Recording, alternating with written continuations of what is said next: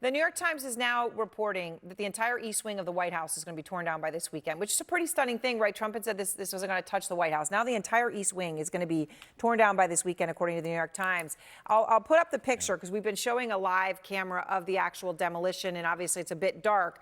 But our photojournalist there is going to, be zooming in. We'll pull out a little bit if he can, just to see the proximity. Yep, here we go. Sorry, we're communicating here over earpiece. So you can see it right there next to the actual center of the White House itself.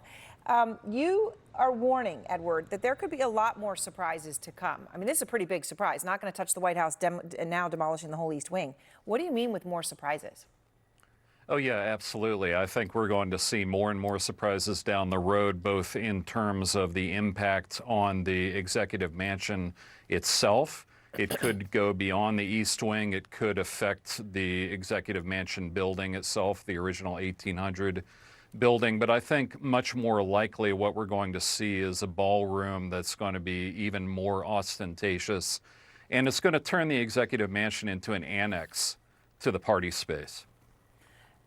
Okay, wait, let me make sure just to put, as I'm hearing you say this, I'm just thinking about it, right? A White House that I've seen as a tourist, that I've seen as a journalist on the inside. You're saying that the upshot of all this may be that the actual White House itself, that people think of as the White House, will essentially become an annex to a large ballroom in terms of how it appears, if this goes ahead even as currently planned. Yeah, if you look at it now, and like I was born in Washington, D.C., I lived most of my life there. If you look at the executive mansion now, you see 225 years of history, even further back to the influence of George Washington and Thomas Jefferson and the architect James Hoban. And you see that history. Now your attention is going to be drawn to this giant ballroom, which really has one man's name on it. It's going to cast the executive mansion into the shade and turn it much more into a presidential palace. And I just say, as a Founding Fathers historian, spent most of my life with George Washington, I think all of the founders would have been disgusted by this. Much more of a presidential palace. Lulu, just hearing Edward, who was the chief historian of the White House Historical Association, Trump's first term, right?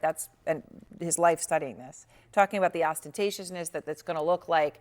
The White House itself is is an annex to an actual ballroom, that it's going to look like a presidential palace in other countries, so different than what the White House is in the United States. Whoa, what's your reaction to that, Lulu? I think this is going to be delivering President Trump's opposition a huge gift. At the end of the day, we in America are a country of forgetting, right? We forget our history. We don't often celebrate it. We are a country that famously moves forward all the time and looks to the future.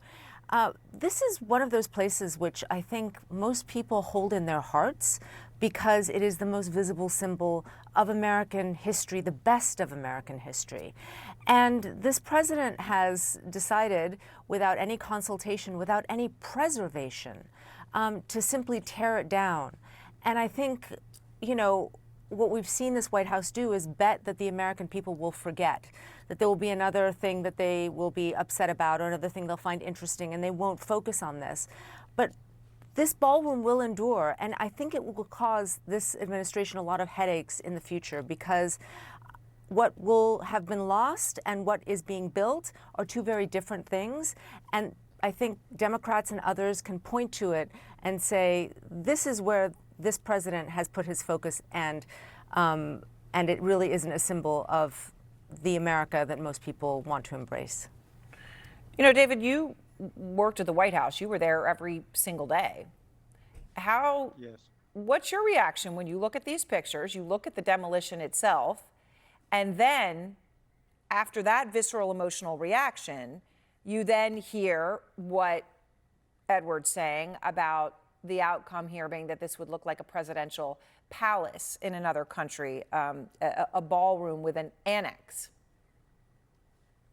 Yeah, no, I think it's revealing about the mindset of this president. I will tell you, Aaron, every single day when I worked there, I walked into that building with reverence and a deep awareness that every nook and cranny, every wall was witness to history of our country, and some of the greatest leaders in the history of our country worked in that building, dealing with the challenges and crises of their time and building our future. And the wanton this is sort of a metaphor for a lot of what we've seen, the sort of reckless destruction on the one hand, and the erasure of history. And these are the hallmarks of what this president has done. Now, Tom Tillis is right that we have people who are day to day in this country trying to struggle on their paychecks to take care of their bills and hope for something better. And I think that the visual of this, it will just compound their sense of revulsion about what's going on here. Well, also, I mean, I will say, and I know we sit here and think of this, but when, thinking of places I've traveled in recent years that the world has seen images from, and that we all have seen images from, of such destruction, right? And to think that you're seeing an image like this and it's the actual White House in Washington, D.C., there's something so deeply jarring about that, Edward. When the White House says that this ballroom is just another renovation, right? There have been renovations in the past, that this is just one in a long line.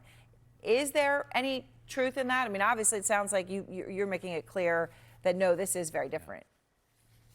Yeah, I'd say, first of all, I've got a lot of attention from media outlets all around the world who are very interested and very upset by what's going on. So we're sending the wrong image abroad. But the administration's talking point that this is just like any other change is absolutely disingenuous. And it's a misdirection because they're suggesting anybody who criticizes this is just a stick in the mud. They don't want change. The issue is that this addition turns the White House and the Executive Mansion into something that it is not. It is no longer the people's house. It is no longer in tune with what the founders intended, and it's no longer in tune with the history of our country. It sends the wrong message. David, this conversation that Trump talked about it, and I know you were when he called you in 2010 about the ballroom. You were at the White House, obviously working for President Obama. So you write in your book about this. He referenced it, but you write in your book about it, and about what Trump told you. He said, I build ballrooms, beautiful ballrooms. You can go to Tampa and check out one of them for yourself. I see you have these state dinners on the lawn there in these bleep little tents. Let me build you a ballroom you can assemble and take apart. Trust me, it'll look great. What do you remember about that conversation in the context of what we're looking at right now?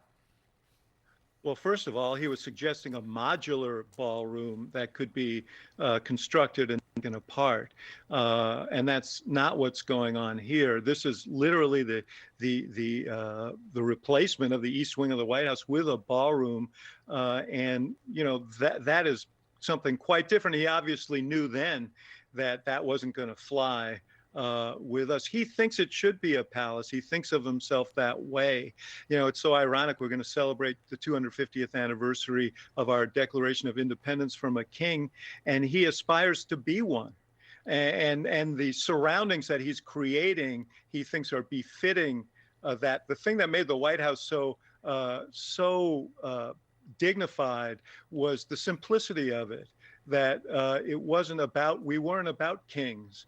We were about people kind of working every day to try and make the country better in relatively modest, surroundings. But so this is really quite different. But my recollection of that was that he thought it wasn't right for the country, that it was bad for the country to not have a kind of palace-like setting for these state dinners, and he misunderstands why people were so eager to come.